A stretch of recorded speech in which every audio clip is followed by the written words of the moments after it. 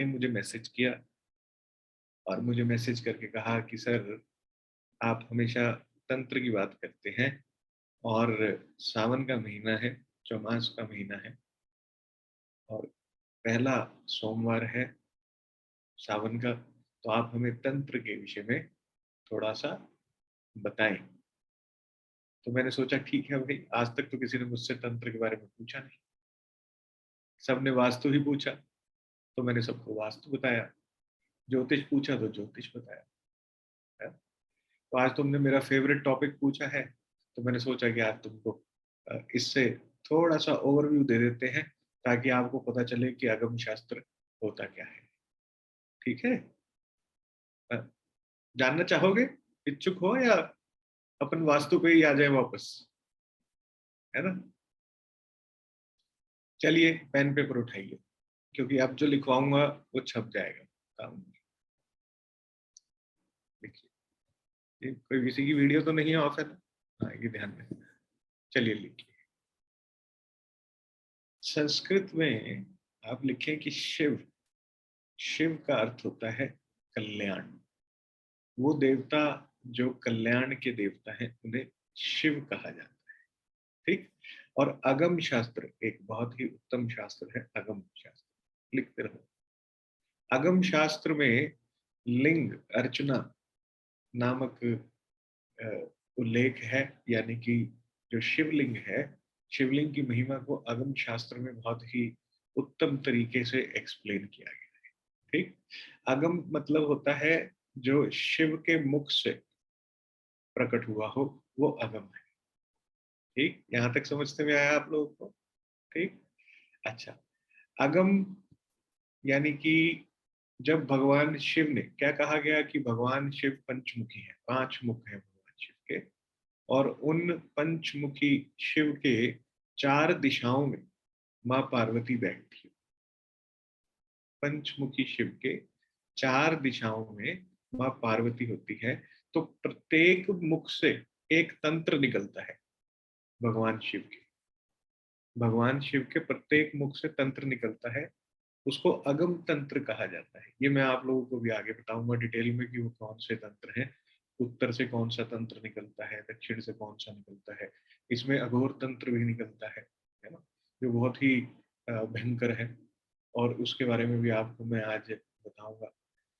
तो शिवलिंग पे सबसे पहले तो अपन ये जान लेते हैं कि अपन जो ये अगम शास्त्र है उसमें ये कहा गया है कि शिवलिंग के ऊपर केवल और केवल जल चढ़ाया जाता है। अगम शास्त्र में कहीं उल्लेख नहीं है कि शिवलिंग पे आप दूध चढ़ाएं, काले तिल चढ़ाएं, देसी घी चढ़ाएं, ठीक है, पंचामृत चढ़ाएं चढ़ाएं, ये कहीं उल्लेख नहीं है। अगम शास्त्र ये कहता है कि शिवलिंग की आराधना अगर करनी है तो सबसे उत्तम है भगवान शिव को प्रसन्न करने के लिए कि जल से उनको स्नान किया जाए, कराया जाए। अब जल से स्नान क्यों कराया जाए, इसके पीछे की एक पौराणिक कथा है। और वो पौराणिक कथा ये है कि जब समुद्र मंथन हो रहा था, उस समुद्र मंथन से एक बहुत ही विशाल सर्प को इस्तेमाल किया मंथन के लिए, और वो बहुत ही विषैला था। तो समुद्र मंथन का जो प्रयोजन था वो था अमृत प्राप्त करना, अमृत प्राप्त करना।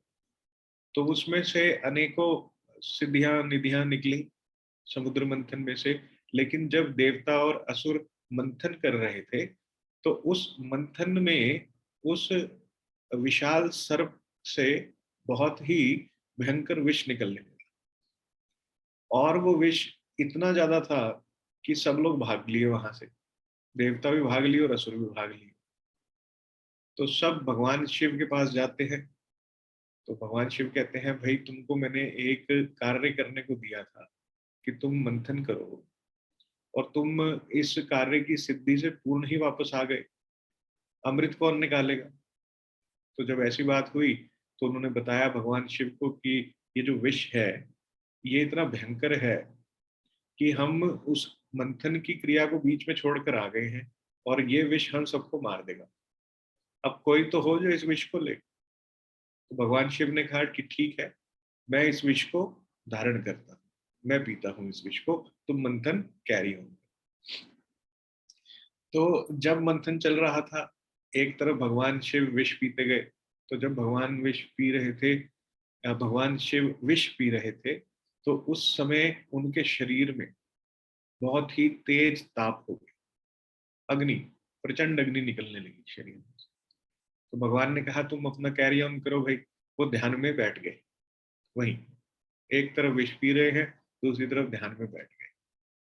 अब ब्रह्मा जी ने उस समय ये कहा कि भाई ऐसा है, तुम्हारे जो अमृतत्व की जो प्रक्रिया है, इसमें अगर भगवान शिव विष नहीं पीते तो ये कभी पूरी नहीं होती। अब तुम्हारी तो कार्य की सिद्धि हो गई, लेकिन भगवान शिव का ताप इतना भयंकर है इस समय कि हम सबको उसको ठंडा करना चाहिए। आप सब लोग मिलकर उस पर जल चढ़ाएं, भगवान शिव पर जल चढ़ाएं भाई। तो जिसके पास कमंडल था वो कमंडल ले आया, कोई क्षीर सागर से जल ले आया, कहीं से ले आया। तो वो जल लेकर सबने जो है भगवान शिव के ऊपर डालना शुरू किया। जब वो जल भगवान शिव के ऊपर गया, तो उस जल से भगवान शिव की जो अग्नि है वो शांत हुई। तो जब ये अग्नि शांत हुई, तो उस समय भगवान शिव ने अपनी आंख खोली और आंख खोल के ये कहा कि आज से तुम्हारा और मेरा एक धार्मिक एग्रीमेंट हो गया है, धर्म का एग्रीमेंट हो गया है कि तुम मुझ पे जल चढ़ाते रहना और मैं तुम्हारे जीवन का विष पीता रहूंगा। समझते में आया? तो इसलिए महत्व किस चीज का है? जल का महत्व है। जितना ज्यादा आप भगवान शिव पे जल चढ़ाएंगे, उतना आपके जीवन में हो रहा सुर असुर संग्राम और उससे आने वाली नेगेटिविटी, क्योंकि सुर असुर संग्राम तो निरंतर चलता रहता है ना। ये जो मंथन है, ये अगर मैं दूसरे तरीके से कहूँ तो एक सिंबॉलिक है जो हमारे बीच में, हमारे अंदर, हमारे अ, अंदर घटित होता है, उसका एक सिंबॉलिक सिस्टम है ये, है ना। कि आपको कभी अमृत मिलेगा, कभी विष मिलेगा, कभी आपको कोई डिजायर पूरी होगी, कभी कोई होगी, लेकिन उसको पूर्ण करने के लिए जो मैनिफेस्टेशन आप करते हैं, आप जो भी मैनिफेस्ट करते हैं, उसको एक कार्य की सिद्धि तक ले जाने के लिए आपको मंथन करना पड़ता है। और जब आप मंथन करते हैं तो उसमें एक नेगेटिव थॉट भी निकल के आता है। तो जो भी व्यक्ति भगवान शिव की आराधना करता है, उन पे जल चढ़ाता है, उसके जीवन में का जो ये नेगेटिव थॉट्स हैं, ये खत्म हो जाते हैं। अब जब जल बहुत सारा चढ़ा, तो उससे वो जो जल था वो दो नदियों में कन्वर्ट हो गया। एक नर्मदा में हो गया कन्वर्ट, और दूसरा सोनभद्र में, जो बिहार में। सोनभद्र जाके गंगा में मिली, बिहार की तरफ। तो दो नदियां इससे बनी है, एक नर्मदा और दूसरा सोन। फिर इसमें एक दर्शन आता है, आप लिखे शैव दर्शन कहते हैं। शैव दर्शन का जो उल्लेख है, शिव भगवान का जो उल्लेख है, ये ऋग्वेद में बहुत अच्छे से मिलता है। कई लोगों ने कहा कि शिव जो है वो वैदिक देवता नहीं, और कईयों ने कहा कि वो वैदिक देवता है। तो दो थॉट प्रोसेस चलते हैं। तो ऋग्वेद में भगवान शिव के जो सौम्य रूप हैं, उनको क्या कहा? शंभु कहा। लिखें, मैं आपको लिखवा, सौम्य रूप को कहा शिव, शंभु और शंकर। ये तीन नाम ऋग्वेद में आए। और जो रुद्र रूप है उसको कहा रुद्रराम, ऋग्वेद में। और जब हम यजुर्वेद का को अध्ययन करते हैं, तो यजुर्वेद में एक आता है षट रुद्रिका पाठ होता है, षट रुद्रिका पाठ। तो जितने भी कर्म कांडी ब्राह्मण होते हैं, जितने भी कर्म कांडी ब्राह्मण होते हैं, ये सब षट रुद्रिका पाठ करते हैं। ठीक है।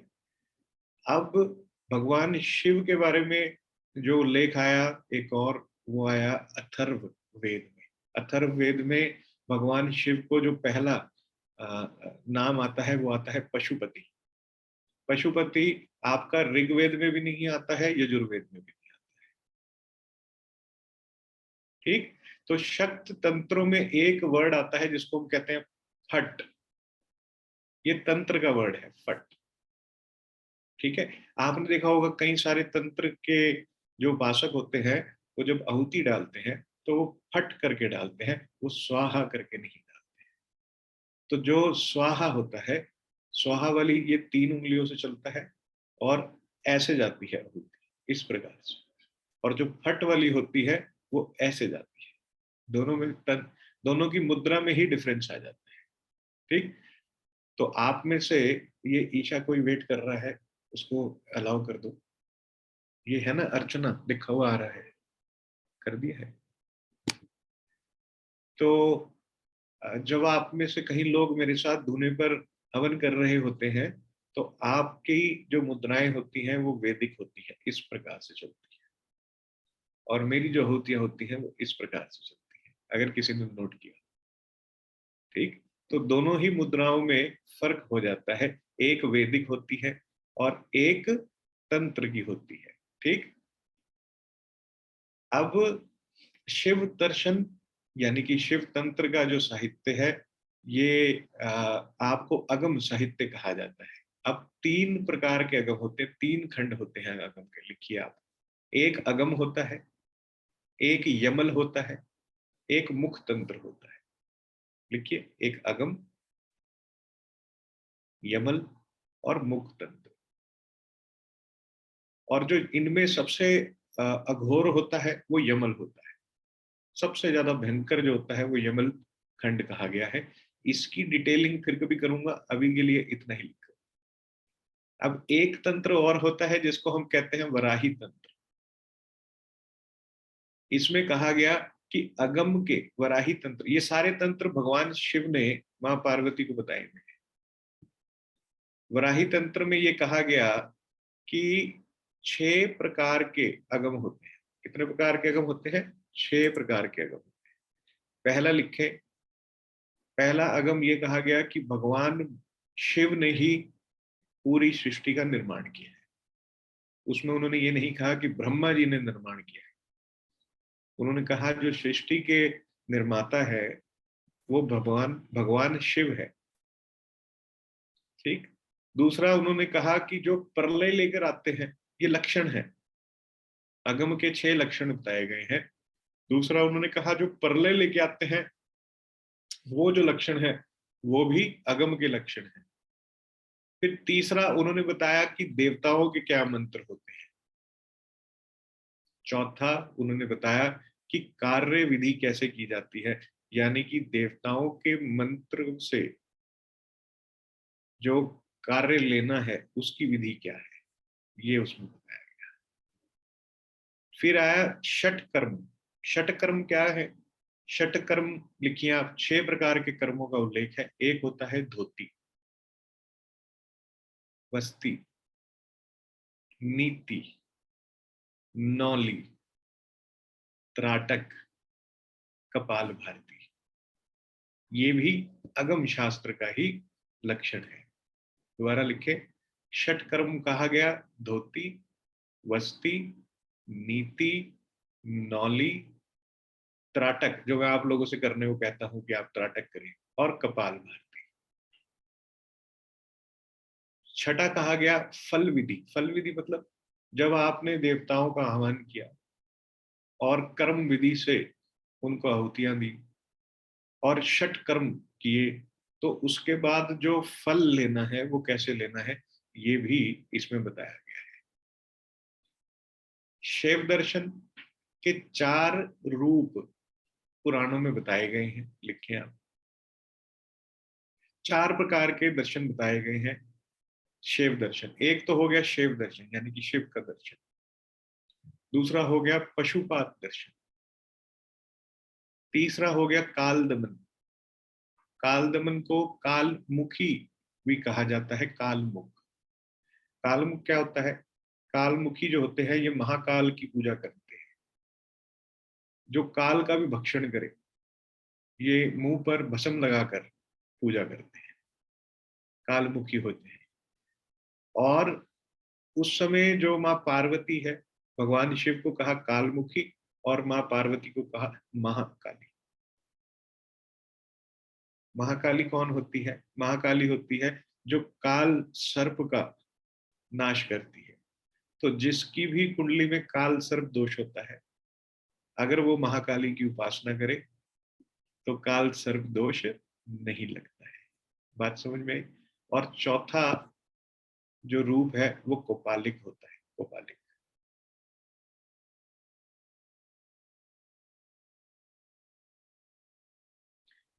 अब आप लिखें, एक महानिर्वाण तंत्र होता है।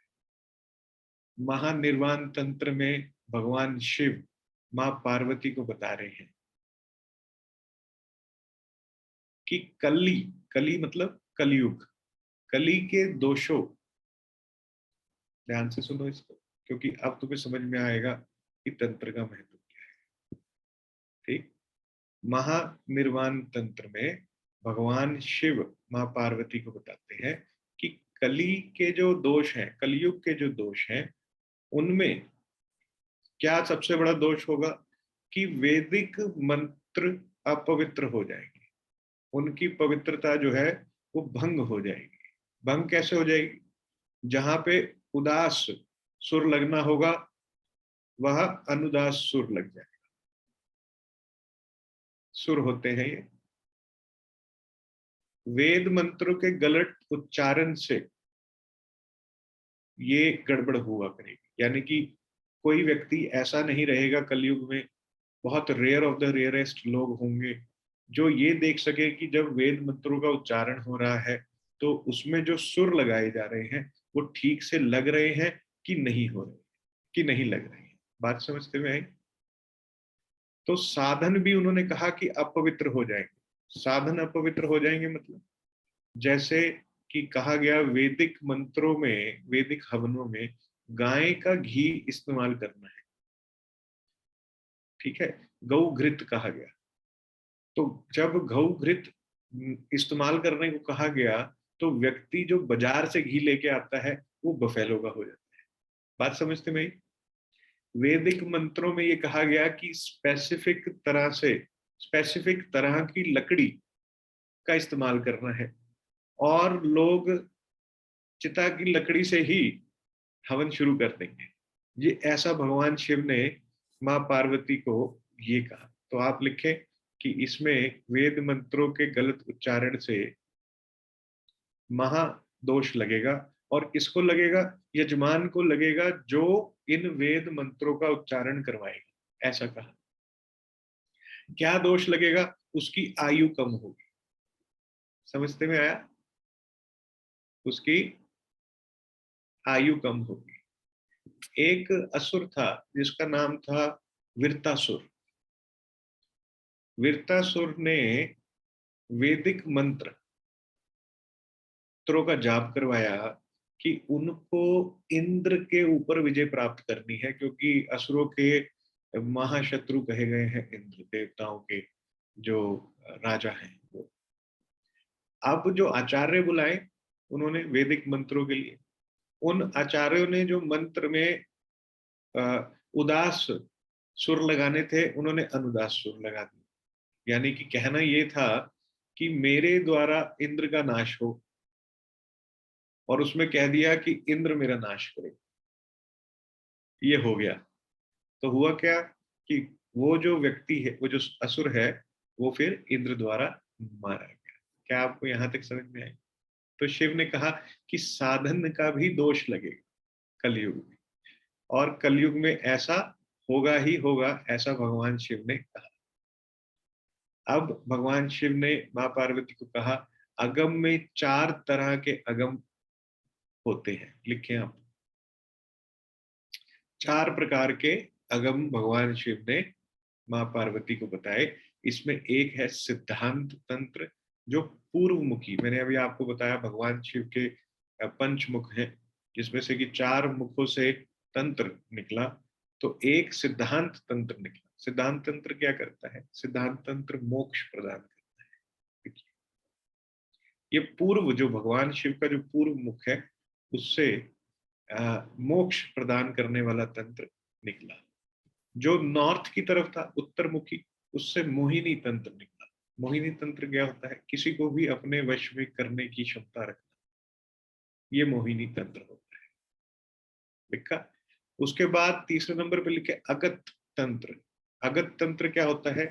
पश्चिम में पश्चिम के मुख से भगवान शिव के जो निकला वो अगत है। अगत क्या है? किसी भी प्रकार के विष का नाश करने वाला, वो अगत तंत्र।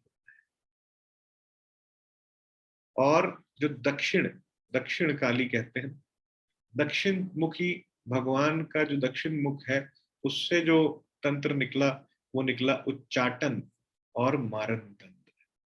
ये 4 प्रकार के मुख्य तंत्र हैं जो कलयुग में चलेंगे, ऐसा भगवान शिव ने कहा। एक सिद्धांत तंत्र, दूसरा मोहिनी, तीसरा अगत और चौथा उच्चाटन। ठीक। और 2 प्रकार के अगम जो कलयुग में अच्छे से चलेंगे, वो होगा शिव अगम और रौद्रिक अगम। शिवगम क्या होता है? शिव का मतलब जैसा मैंने आपको कहा कल्याणकारी। तो वो सूत्र, वो तंत्र जो कल्याण करे, दुखों का निवारण करे, वो शिविक अगम कहा गया है।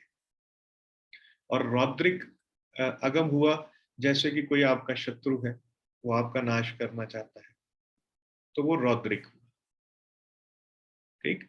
अब इन तंत्रों को सेफ गार्ड करने के लिए भगवान शिव ने कहा कि ये तंत्र की जो विधा है, ये गलत लोगों के हाथ में ना पड़ जाए कलयुग में, तो भगवान ने ये सारे तंत्र कील दिए, कील दिए, हिडन कर दिए। ठीक। और उन्होंने कहा कि मुझे जो प्रसन्न करेगा वही इन तंत्रों का उत्तराधिकारी बनेगा।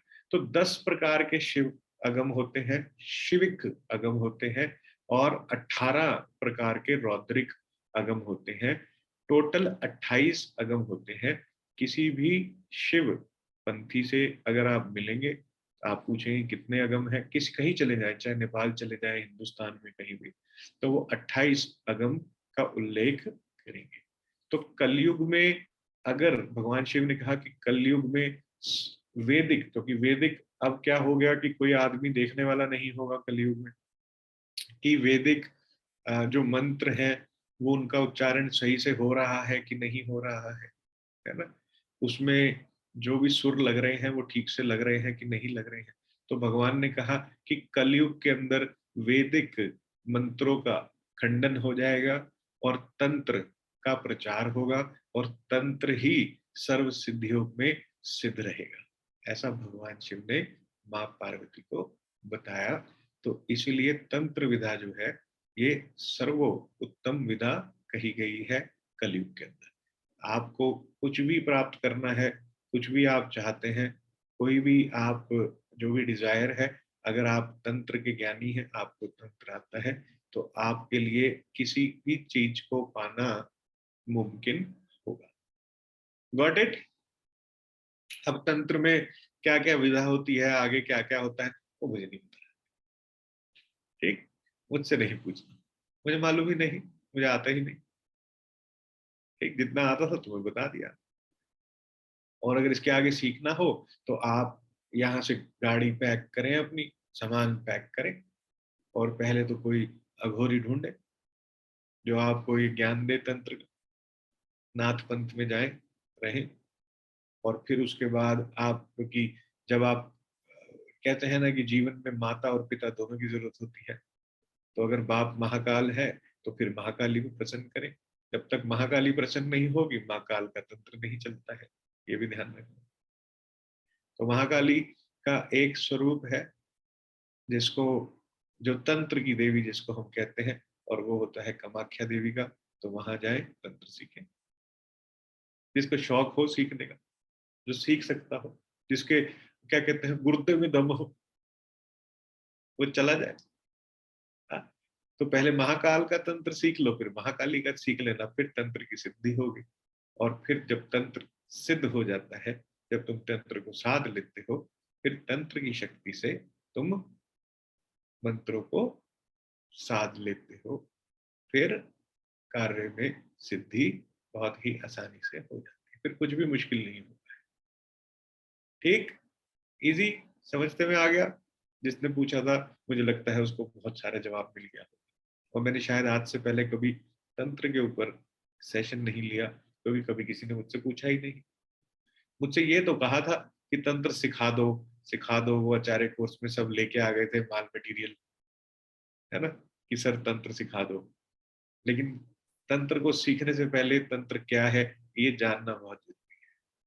हाँ, छोटे बच्चों के हाथ में कभी भी AK-47 नहीं देनी चाहिए, ये 360 डिग्री चलाना शुरू कर देते हैं गोली, फिर ना ये अपना देखते हैं ना पराया, सबका नाश करते फिरते हैं। क्लियर, समझते में आया? तो आपका तंत्र का सेशन आज ओवर होता है।